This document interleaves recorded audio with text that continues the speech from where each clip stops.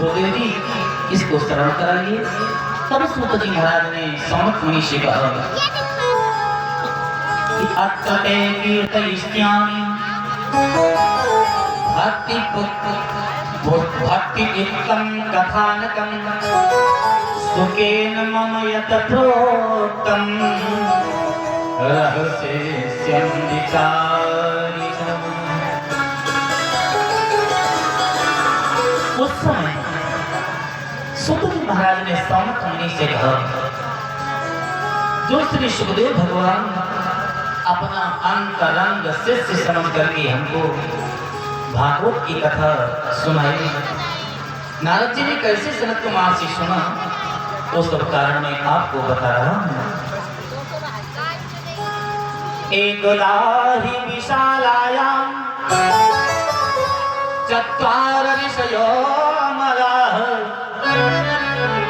सत्संगार्थं समायाता तदृशस्तत्र नारदम्। एक बार विशालापुरी में बद्री विशाल ने महाराज बीड़ा बजाते हुए नारायण नारायण का गान गाते हुए बद्री विशाल में पहुंच गए। और वहां जब पहुंचे तो देखा क्या, 4 सूर्य चमक रहे हैं। ये कौन थे? सनत सनंदन सनातन सनत कुमार हो गया। बस ये चारों ब्रह्मा जी के पुत्र बद्री विशाल में उपस्थित थे। इन चारों सूर्य को चमकते हुए देख करके नारद जी जब तक कुछ कहना चाहते थे सज्जनों, तब तक सनत कुमार जो 4 भाई थे, सनत सनंदन सनातन सनत कुमार, ये चारों ने एक एक प्रश्न कर दिया। हे नारद, कथम ब्रह्मन् दीनमुखः कुतश्चिन्ता परो भवान् त्वरितं गम्यते कुत्र कुतश्चागमनं तव। एक एक संत ने एक एक प्रश्न किया। वो ब्रह्मन, आपका मुख मलिन क्यों है? दूसरे ने कहा आपको चिंता किस बात की है? तीसरे ने कहा आप दौड़ते कहाँ से आ रहे हैं? और चौथी संत ने कहा इधर कहाँ को जा रहे हैं? चारों ने एक प्रश्न किया। मुख मलिनता का कारण तो बताइए। तब नारद जी ने सनत कुमार से कहा, महाराज एक बार की बात है कि एक बार कर कल कर बीना गावत हरि गुण गान प्रवीणा। एक बार कर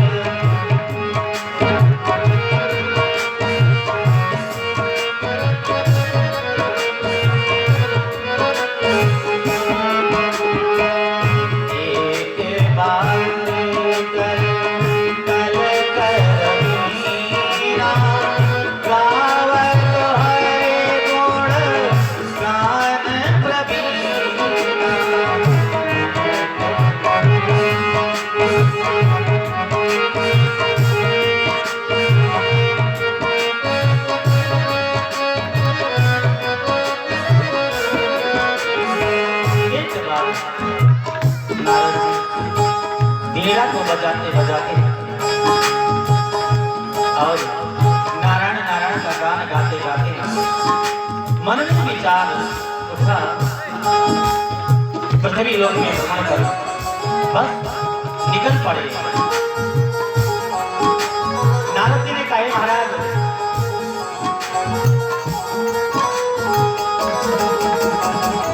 हम तो बेफलिया तो या उत्तरं चाप्यासं च काशी गोदावरी कथा हरिक्षेत्रं कुरुक्षेत्रं श्रीरङ्गं चेतुरन्धं एवमागुसुतीर्थेषु रमो आरतितस्ततः।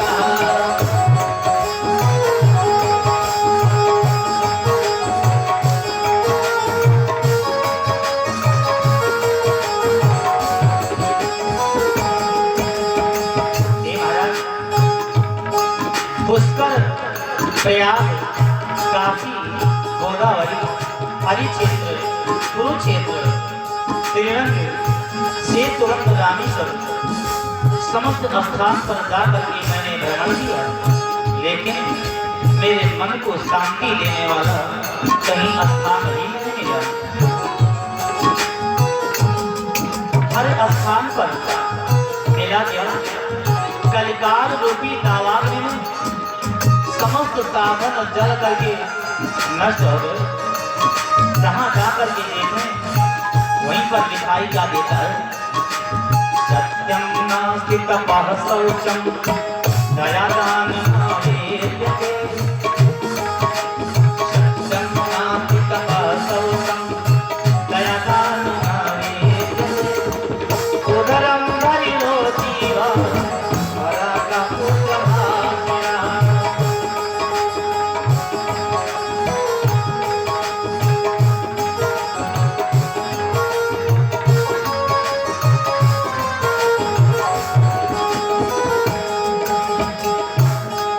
कहीं पर सत्य नहीं मिला, कोई सत्य बोलना ही नहीं चाहते। सतयुग, त्रेता युग, द्वापर युग और कलयुग में फर्क कितना है सज्जनों, ध्यान दीजिए। सतयुग, त्रेता युग और द्वापर युग में जब प्राणी को मालूम होता था कि अब मैं मार डाला जाऊंगा, ध्यान से सुनना, मालूम होता था कि अब मैं मार डाला जाऊंगा, तब वो झूठ बोलते थे। क्यों? क्योंकि अब झूठ बोलने से बचूंगा। सतयुग, त्रेता युग और द्वापर में इन तीनों युग में जब मालूम पड़ता था व्यक्ति को कि मैं मार डाला जाऊंगा, अब झूठ बोलने से बचूंगा, तब झूठ बोलते थे। कलयुग में जब मालूम होता है कि सत्य बोलने से बचूंगा, तब सत्य बोलते, नहीं तो मानस में एक झूठा ही लेना, झूठा ही देना, झूठा ही भोजन, झूठ चबेना। मानस की चौपाई है। और कुछ भक्त कहते हैं वो मानस की चौपाई बताइए जिसमें रा और माना हो तो एक गिनती कर लीजिए, उसमें रामा नहीं है। सोते जागते उठते बैठते खाते पीते झूठ बोल रहा है। जब मालूम पड़ता है कि अब मैं सत्य बोलने से बचूंगा, तब सत्य बोलते हैं। बोले सत्य कोई नहीं बोलता, कोई तपस्या नहीं करता, कोई दया नहीं करता, कोई प्रतिदिन स्नान नहीं करना चाहता और कोई भगवान की भक्ति नहीं करना चाहता। करते क्या है? उदरम भरो जीव, जितने जीव हैं पेट कैसे भर जाए उसी धंधे में लगे महाराज। सनत कुमार ने कहा बोले जितने प्राणी हैं सब मंदभागी हो गए, मति काम करने वाले नहीं। कारण क्या? कलयुग के कारण से आश्रमों में गए तो जो वृद्धा अवस्था के बाबा थे उनको निकाल करके युवा अवस्था के पुजारी को कर दिया गया। तो मंदिर का तेज चला गया। तीर्थ में पंडा जो वृद्धा अवस्था के थे उनको हटा दिया गया और युवा अवस्था के पंडा को वहां नियुक्त कर दिया गया। तो तीर्थ का तेज चला गया। ना योगी नैव सिद्धो ना ज्ञानी सत्क्रियो नरः कलिदावा नरेनाद्य साधनं वसमतां गतः। ना कोई योगी पुरुष है, ना सिद्ध महात्मा मिलते हैं, ना कोई ज्ञानी मिल रहा है कलयुग में। ये भागवत का मंत्र है, लेख भागवत में। इतना कलिकाल सब व्यक्ति के ऊपर सवार हो गया है कि समस्त साधन जल करके भस्म हो गए। नारद जी ने कहा जब मेरे मन को कहीं शांति न मिली तो मैं जनपद में सोचा घूम लूं। तो जनपद में मुझे क्या मिला? 8-16 जनपद, जनपद के व्यक्ति अन्न बेचने वाले हुए। शिव 16 जात और ब्राह्मण वेद बेचने वाले हुए। रम्यः केशशूल्यन्यः संभवन्ति कलाभिः। और घर घर में जाकर के देखा तो कलह है, एक दूसरे से झगड़ रही है माता है। ये नारद जी सनत कुमार से कहते हैं, महाराज नारद जी ने कहा कि महाराज इस प्रकार कुछ दूर पर एक दो चार महात्मा दिखाई दिए। हमने सोचा इन महात्मा जी के पास जा करके और अपने मन की व्यथा कहूंगा, शांति मिलेगी। लेकिन नजदीक है। बाबा जी प्रणाम, आशीर्वाद। बाबा जी आपके इस आश्रम का नाम क्या है? बोले मौनी बाबा। ओहो, आश्रम का नाम तो मौनी बाबा है, शोर बहुत हो रहा है यहाँ। कैसे आप बाबा हैं? अब क्या कल्याण होगा जब विपरीत कार्य हो रहा है। एक बाबा मिले, ए बाबा क्या नाम है? बोले त्यागी। और ये जो सामान लगा है ट्रक पर एक किसका है? पता चला त्यागी बाबा का है। इन कलयुग के त्यागियों से क्या होगा? एक संत से पूछा आप? बोले हम बाल ब्रह्मचारी हैं। अरे बच्चे किसके खेल रहे हैं? बोले एक शिष्य ने कहा ये बाल ब्रह्मचारी महाराज के ही हैं बाल ब्रह्मचारी और बच्चे दर्जनों घूम रहे हैं। पाखंड निरतो संतः विरक्त सपरिग्रह। भागवत का मंत्र है। कलयुग के संत पाखंडी और त्यागी पुरुष जो हैं वो परिवार वाले ठहरे। लेकिन नारद जी ने कहा महाराज ऐसे घूमते घूमते हम पहुंच गए वृंदावन में यमुना पुलिन पर। तो वहां जब गए महाराज यमुना में स्नान किया और यमुना जल को प्रणाम करके आगे को यमुना जी को प्रणाम करके आगे चले तो देखा क्या, एक युवा अवस्था की नारी दो वृद्धा अवस्था के व्यक्ति लेटे थे, उनके सिरहाने बैठे थे और अन्य नारियां उन वृद्धा अवस्था के व्यक्तियों की सेवा कर रही थी। नारद जी ने पूछा, नारद जी को देख करके युवा अवस्था की नारी जो वृद्धा अवस्था के दो व्यक्ति थे लेटे उनके सिरहाने जो बैठी थी, उसने नारद जी को देख करके कहा, हे महाराज ऐसा तो भगवान रुक जाइए, भो साधो क्षणं तिष्ठ मम चिंतामपि नाशय दर्शनं तव लोकस्य सर्वथा अघहरम परम। हे संत भगवान थोड़े क्षण के लिए रुक जाइए, आप ऐसे संत का दर्शन करने से जन्म जन्मांतर के पाप भूल जाते हैं, रुक जाइए महाराज। नारद जी ने कहा, तुम कौन हो?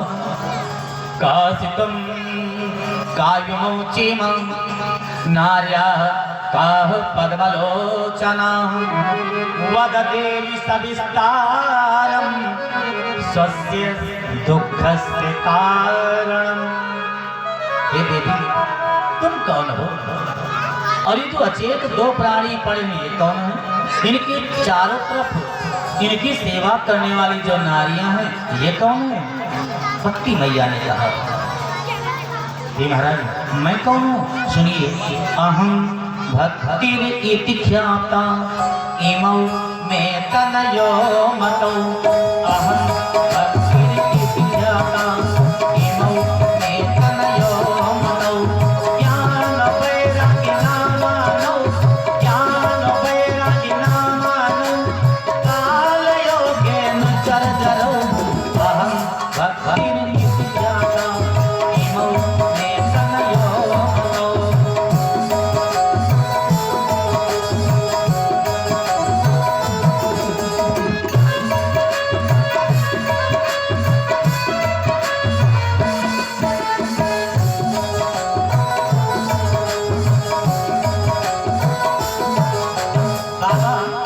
मेरा नाम भक्ति है और जो ये तो अचेत पड़े ये हमारे पुत्र हैं, एक का नाम ज्ञान और दूसरे का नाम वैराग्य है।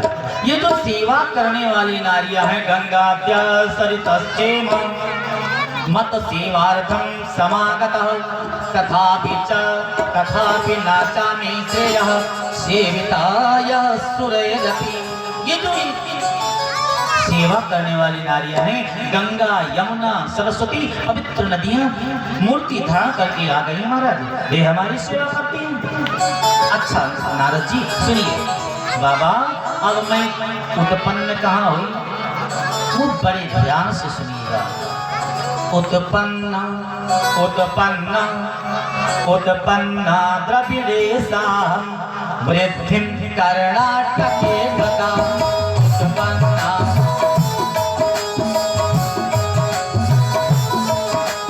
उत्पन्ना द्रविडेशाहं वृद्धिं कर्णाटके गता। क्वचित् क्वचित् महाराष्ट्रे क्वचित् महाराष्ट्रे भूतले गतां गतां उत्पन्ना।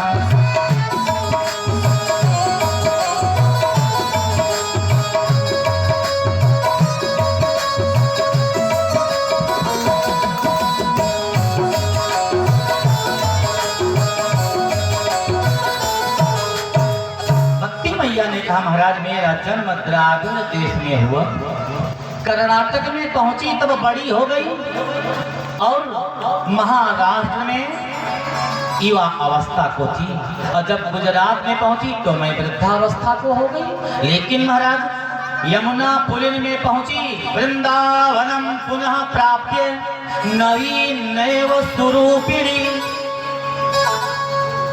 जाता हम युवती सम्यक प्रेष्ठरूपतु सांप्रतम्। एकदम काया पलट हो गया।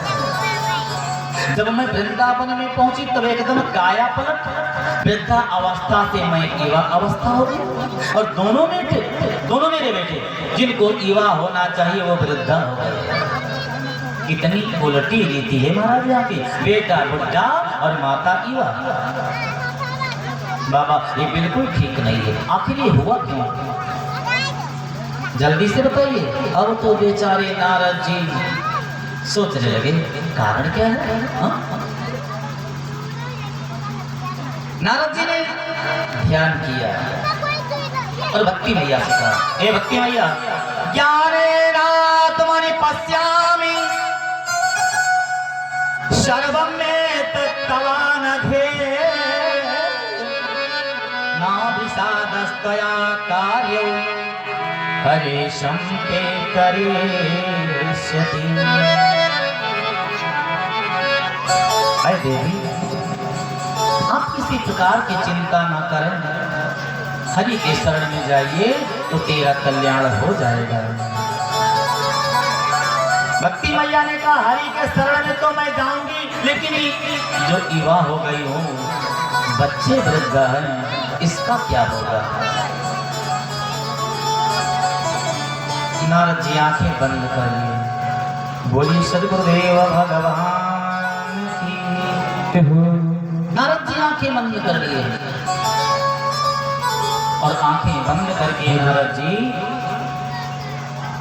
10-5 मिनट तक उसके बाद आंखें खोले, फिर बोलते हैं अय देवी सुनता वैता बाल योगो अयम दारुणा काली तेन लुप्तः सदाचारो योग मार्ग तपांसि च। अय भक्ति मैया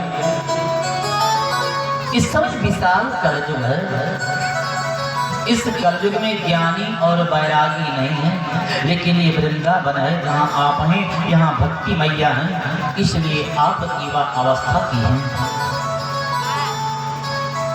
तो नारद जी ने कहा ये वृंदावन धन्य है जिसमें भक्ति तो अभी विराजमान है। आज भी वृंदावन में जाइए तो राधे को थोड़ा कोई नहीं कहेगा, सज्जनों क्या कहेंगे, हाँ राधे राधे, जितने कहेंगे राधे राधे राधे राधे।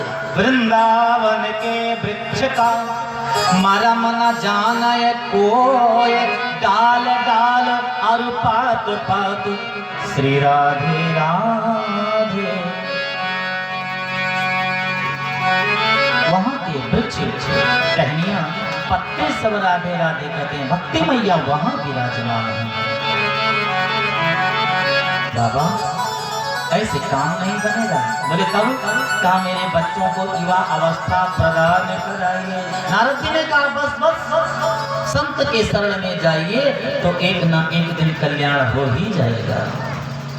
भक्ति मैया संतन के संग लाग तेरी अच्छी बनेगी, संतन के संग लाग तेरी अच्छी बनेगी, संतन के संग लाग तेरी अच्छी बनेगी, संतन के संग लाग तेरी अच्छी बनेगी, अच्छी बनेगी तेरी किस्मत जगेगी, अच्छी बनेगी तेरी किस्मत जगेगी, होए तेरो बड़ भाग रे तेरी अच्छी बनेगी, संतन के संग लाग तेरी अच्छी बनेगी, संतन के संग लाग तेरी अच्छी बनेगी, संतन के संग लाग तेरी अच्छी बनेगी, संतन संग करी थोड़ी कमाई, संतन संग करी थोड़ी कमाई, संतन संग करी थोड़ी कमाई, संतन संग करी थोड़ी कमाई, राम चरण अनुराग रे तेरी अच्छी बनेगी, संतन के संग लाग तेरी अच्छी बनेगी। जय हो।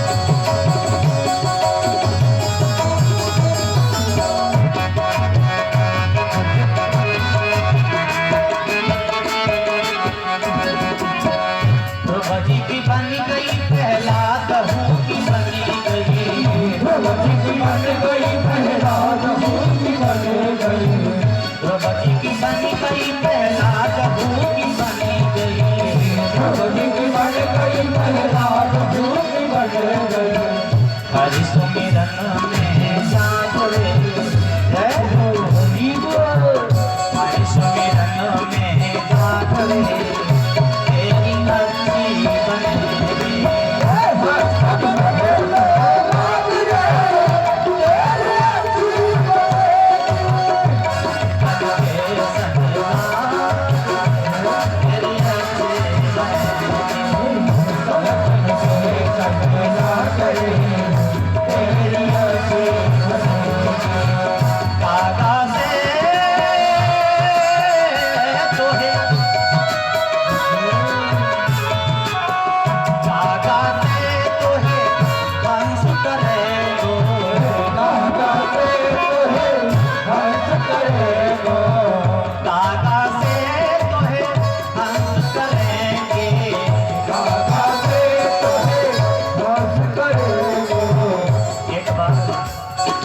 एक हंस का जोड़ा जा रहा था। एक तालाब के तट पर कागा की झुंड बैठी थी। हंसनी ने हंस से कहा, स्वामी क्या बात है, इन कौवा के मध्य में मालूम पड़ता है एक मेरे खानदान का है। कैसे कहा वो देखो उसको, वो जोड़ा हंस हंसनी नीचे उतर पड़े और जो हंस के खानदान का दिखाई दे रहा था उस बच्चे को उठाए और ले जाकर के जो कागा में छिप रहा था, कौवा ही दिखाई देता था। उसको नदी में ले जाकर के को मल के स्नान कराए। वो कीचड़ छूट गया सज्जनों, हंस का बच्चा हंस में मिल गया। संत कहते हैं कागा से तो है हंस करेंगे, कागा से तो है हंस करेंगे, मैं तो चाहे बोल के गात रे कोई अच्छी बनेगी, आगे चले जागे तेरी अच्छी बनेगी।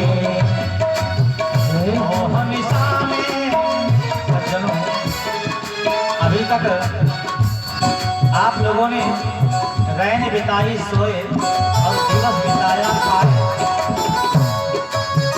मोह निशा में बहुत दिन सोए, मोह निशा में बहुत दिन सोए, बहुत दिन सोए, बहुत दिन सोए, बहुत दिन सोए, बहुत दिन सोए।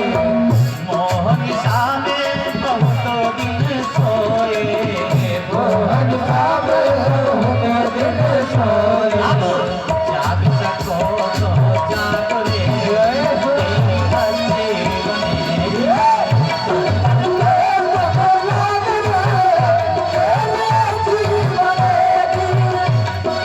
जय हो।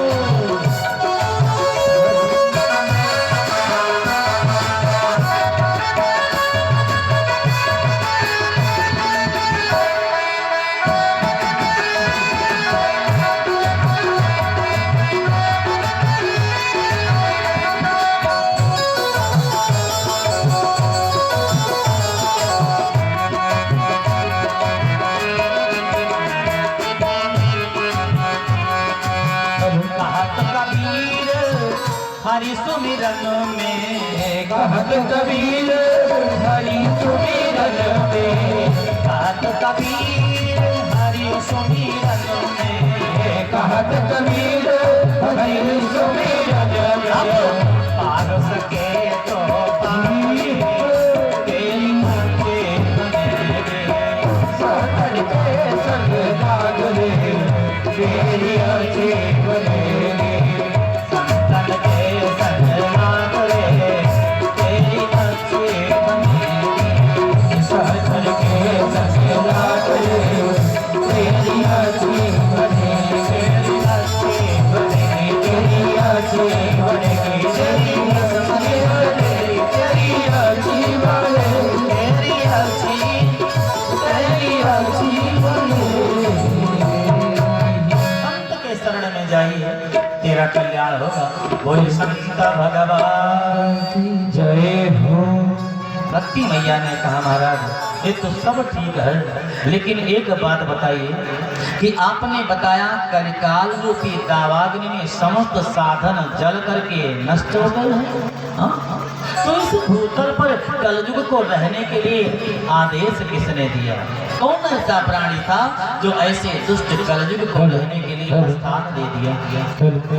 नारद जी ने कहा कि महाराज पांडु वंश में एक परीक्षित नाम के राजा थे। उन्होंने ही कलयुग को इस भूतल पर रहने का आदेश दे दिया। भक्ति मैया ने कहा कौन सा ऐसा कारण था जो उस गुण को देखकर के कलयुग को इस भूतल पर रहने का आदेश परीक्षित ने दे दिया? नारद जी ने कहा और तो और, लेकिन एक बड़ा उत्तम कलयुग का प्रमाण है। क्या? सतयुग त्रेता द्वापर में कोई पाप की बात सुन चले तो पाप लग जाता है। सतयुग त्रेता द्वापर में कोई पाप की बात सोच ले तो पाप लग जाता था और पुण्य करने से उसका फल मिलता था। कलयुग में इसका विलोम है, इसका उल्टा है। कलयुग एक पुनीत प्रतापा, मानस पूर्ण होय नहीं पापा। हरि बोल।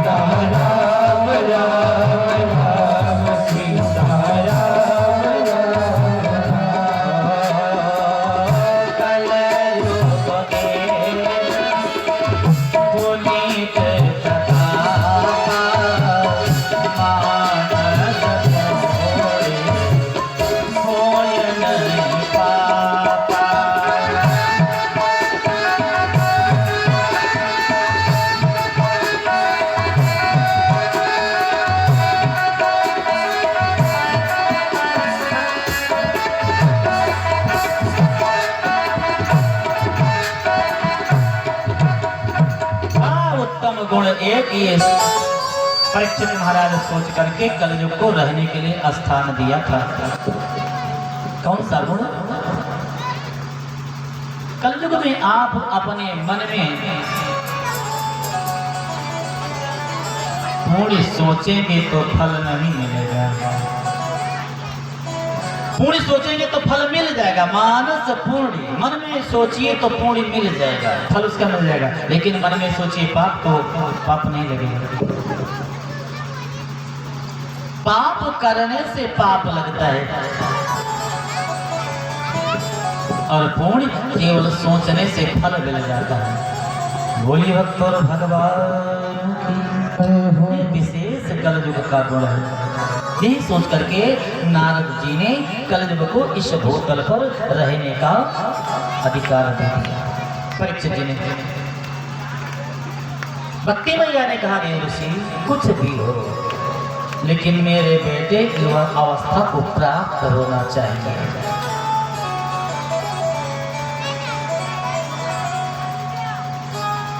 नारद जी इस प्रकार भक्ति मैया के वचन को सुन करके पुनः बोले,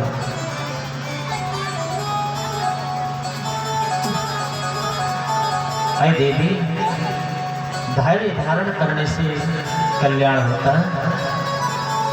देखो आप जो कहती हैं मेरे बेटी विवाह अवस्था को प्राप्त कैसे होंगे, सोच रहा और जरूर आपका कार्य सफल होगा। नारद जी इस प्रकार भक्ति मैया को समझा रहे थे। भक्ति मैया ने नारद जी को प्रणाम किया और प्रणाम करके महाराज भक्ति मैया ने कहा कि जयति जयति मायाम यस्य काया भवस्ते वचन रचन में कम केवलम चाकलय्य ध्रुवपद मतिया तो यत्कृपा तो ध्रुवो अयम सकल कुशल पात्रम ब्रह्मपुत्रम नतास्मि। ब्रह्मा जी के पुत्र नारद जी, आपको बारंबार मेरा प्रणाम है।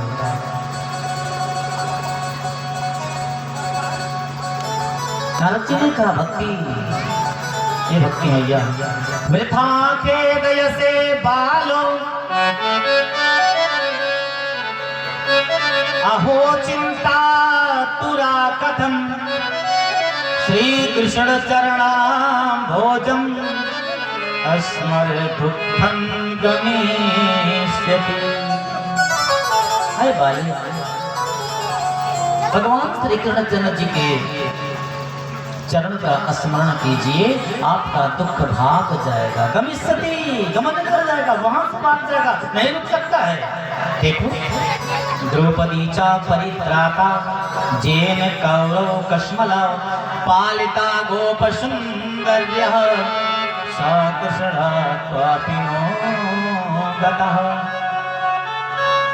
सभा के मध्य जब दुशासन द्रौपदी के चीर का हरण कर रहा था तो द्रौपदी मैया दोनों हाथ को उठा करके भगवान को याद किया। झट भगवान आकर के चीर को बढ़ा दिए। क्यों चिंता करती हो, आपका भी दुख दूर हो जाएगा। लेकिन इतने पर भी नारद जी ने क्या किया, 4 वेद, 6 शास्त्र, 9 व्याकरण, 17 पुराण और गीता पाठैर मुहुर्मुहुः वेद वेदांत घोषैश्च गीता पाठैर मुहुर्मुहुः बोध्यमानौ तदा तेन कथं चिच्चोतितो बलात्।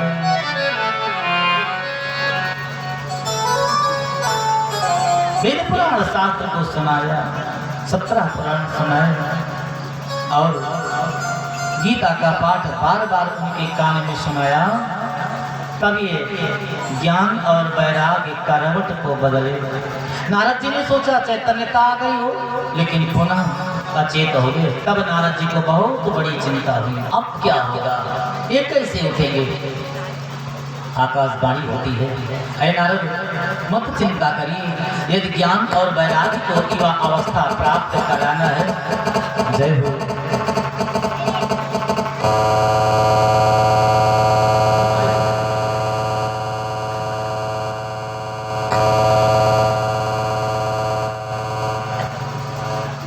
मोबाइल निकाल दीजिए।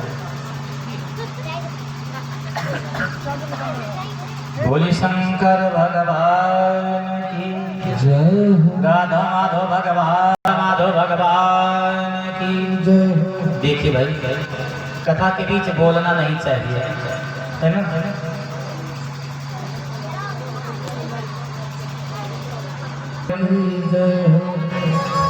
नारद जी को बहुत बड़ी चिंता हो गई। ये जान लीजिए कि जो मैं कथा कह रहा हूँ, आप लोग जानते हैं कि भक्ति ज्ञान वैराग्य की है, तब उसको ना तो दिन में चैन पड़ता है और ना रात्रि में निद्रा आती है।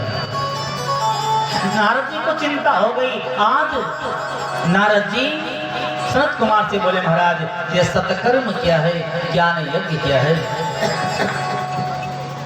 सनत कुमार ने कहा, नारद मां चिंता कुरु देवऋषि हर्षं चित्ते समावह उपायः सुख साध्य अत्र वर्तते पूर्वमेव हि।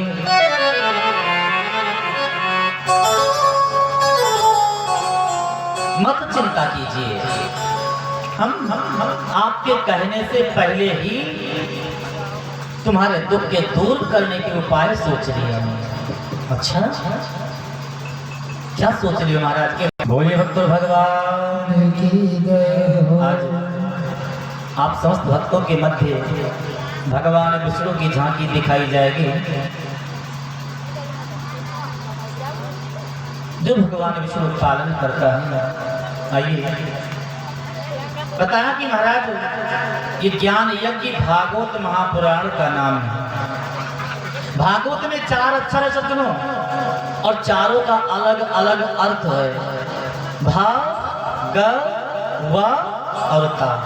भकारो भर्ग स्वरूपेण, भाव भक्ति उत्पन्न करने वाला। गकारो ज्ञान वर्धक, ज्ञान को बढ़ाने वाला दूसरा अक्षर का।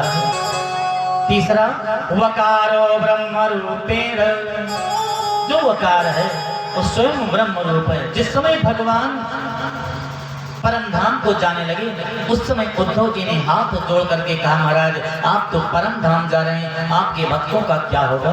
भगवान श्री कृष्ण जी ने कहा कि मैं अपना तेज श्रीमद् भागवत महापुराण में रख करके जा रहा हूँ, और जो श्रीमद् भागवत महापुराण को मेरा स्वरूप समझ करके ध्यान करेगा और कथा का रसपान करेगा, उसको मैं साक्षात दर्शन दूंगा। ये स्वयं भगवान ने कहा।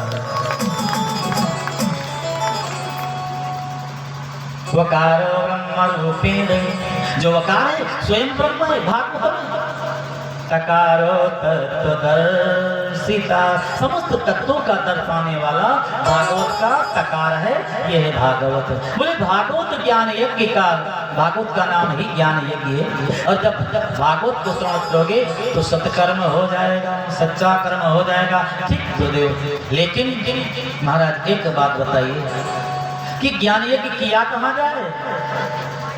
अब विचार कीजिए आप, कहाँ है सनत कुमार नारद जी के साथ?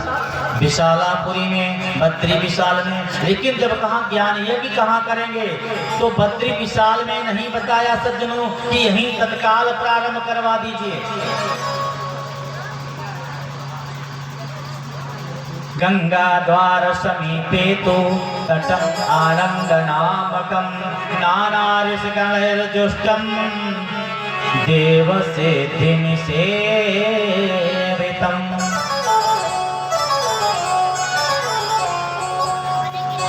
हरिद्वार ने बताया, आनंद नामक तट पर गंगा जी के सम्मुख सत्य सज्जनों, एक बार भागवत महापुराण की कथा यदि गंगा जी के घाट पर हो जाए तो 100 बार भागवत महापुराण कथा सुनने का फल प्राप्त होता है। और बरगद वृक्ष के नीचे बैठ करके एक बार राम जी की कथा या वाल्मीकि भागवत महापुराण सुन लीजिए तो 100 वाल्मीकि भागवत महापुराण सुनने का फल मिलता है। ये पुराण में लेख है। गंगा जी के सम्मुख आनंद नामक तट पर, गंगा जी के घाट पर भागवत महापुराण की कथा सुनने के लिए बताया। अब तो महाराज भगी नारद जी सनत कुमार को साथ लेकर के आए और जाते जाते पहुंच गए कहाँ? हरिद्वार में। तत्काल बालू का आसन बनाया वहां और बालू का आसन बनवा करके भागवत महापुराण की कथा को प्रारंभ करवा दिया। लेकिन व्यास पीठ पर सनत कुमार की पूजा करके जब बिठा दिया, कहा गुरुदेव अब हमें भागवत की कथा सुनाइए। तो सनत कुमार ने कहा नहीं सुनाऊंगा। ओहो, अब नारद जी चिंता करने लगे। अभी तक तो आप कह रहे थे कथा सुनाऊंगा, आज कह रहे हो नहीं सुनाऊंगा। व्यासपीठ पर बैठ गए हो तब अब क्या हो गया? क्यों नहीं सुनाओगे? संत कुमार ने कहा देव ऋषि मेरे पुराण में लेख है कि संकल्प करके उसी व्यक्ति को भागवत की कथा सुनाना चाहिए जो गुरुमुख हो, जो मंत्र लिए हो। मंत्र लिए हैं? हाँ, हम तो कवना मंत्र ले चुके, तो नाम बोलिए। नारद जी ने कहा नहीं महाराज, गुरु जी का नाम नहीं कहूंगा। बोले क्यों? कहा एक बार भगवान विष्णु जी के सामने मैंने अपने गुरु जी का नाम ले लिया था, तो भगवान विष्णु ने 84 लाख योनि में भ्रमण करने का श्राप मुझे दे दिया था। तब से मैंने सोच लिया अब गुरु जी का नाम नहीं कहूंगा। जो गुरु जी ने नाम दिया है उस नाम का गान करूंगा, लेकिन गुरु जी का नाम नहीं कहूंगा। नारद पुराण में लेख सज्जनों, नारद जी के गुरु गोड़िया है। तो यही गोड़िया शब्द भगवान से कह दिए थे, तब भगवान नाराज हो गए थे कि गुरु की निंदा की है। 84 लाख योनि भ्रमण करने का श्राप दे दिया। और गुरु जी ने क्या किया? 84 खाना बनवा करके जमीन पर 1 लाख से 84 लाख तक लिख दिया। उसके बाद में महाराज एक बाल्टी जल डलवा करके और उसी में नारद जी को कहा लौट जाइए। नारद जी लौट लिए तो कीचड़ लगाए चले गए भगवान के सामने। भगवान ने कहा क्या हुआ? बोले गुरु जी हमारे चुटकी बजा करके 84 लाख योनि भ्रमण करवा दिए। बोलो नारद, इतने महान गुरु को आपने कहा गोड़िया। बिना मंत्र लिए सज्जनों मुक्ति किसी की नहीं होती है। संसार सागर से कोई तर ही नहीं सकता बिना मंत्र लिए। क्यों? क्योंकि लेखे गुरु बिन भवनी भीतर न कोई, जव बिरंचे शंकर सम होई। चाहे ब्रह्मा जी के समान और चाहे भगवान भोले बाबा जी के समान क्यों ना हो, लेकिन बिना मंत्र की मुक्ति हो ही नहीं सकती है। संसार सागर से उसका तरंग तार नहीं होगा। कब तक? जब तक मंत्र नहीं लेगा। तो नारद जी ने कहा हम तो मंत्र लिए महाराज। अब भागवत की कथा प्रारंभ कर दिया महाराज सनत कुमार ने। और जैसे भागवत की कथा प्रारंभ हुई, शंख बजे, घंटी घड़ियाल बजी, तुरंत श्रोता आने लगे। कौन कौन से श्रोता? भृगुर वसिष्ठस्य च्यवनस्य गौतमो, मेधा तिथिर देवल देवरातौ, रामस्तथा गादिसुतश्च साकलो, मृकंड पुत्रो अत्रिज पिप्पलाद। सप्तऋषि कथा सुनने के लिए आने लगे। योगेश्वर व्यास पराशर छाया सुकौदा जलले जुन्मुख्या, सर्वे पिनोनिगणा सपुत्र शिष्या, स्वस्त्रीभिरायुरति प्रणयेन युक्तः। जिन जिन संत के पास धर्म पत्नी है उन सबको साथ लेकर के भगवान की कथा में पहुंचे सुनने के लिए। श्रोता आने लगे। सुंदर सुंदर आसन पर बिठा दिया गया। तब तक देखा क्या? जो भक्ति मैया वृंदावन में वृद्धावस्था को पड़ी थी, वही भक्ति मैया दोनों हाथ से एक एक हाथ से अपने दोनों बेटों का हाथ पकड़ करके गाते बजाते श्री कृष्ण गोविंद हरे मुरारे हे नाथ नारायण वासुदेव।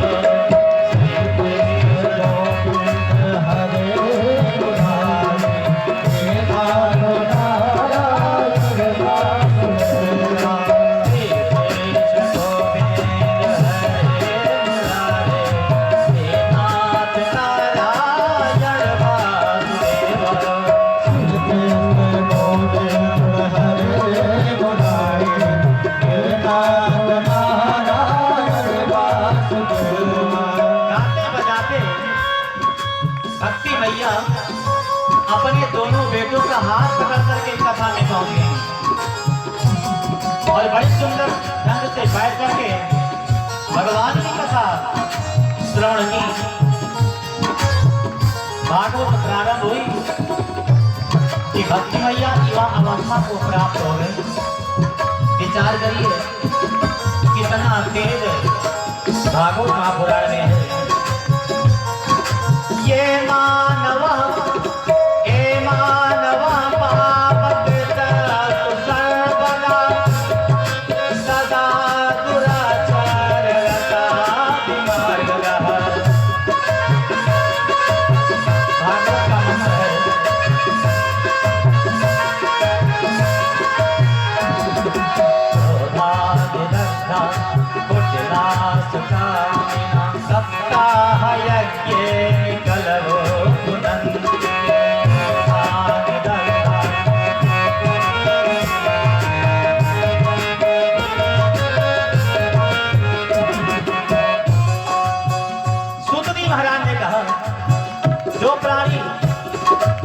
जिनकी आत्मा पाप आत्मा हो, महान पापी हो और हमेशा पाप ही करता हो, पुण्य का नाम ना लेता हो,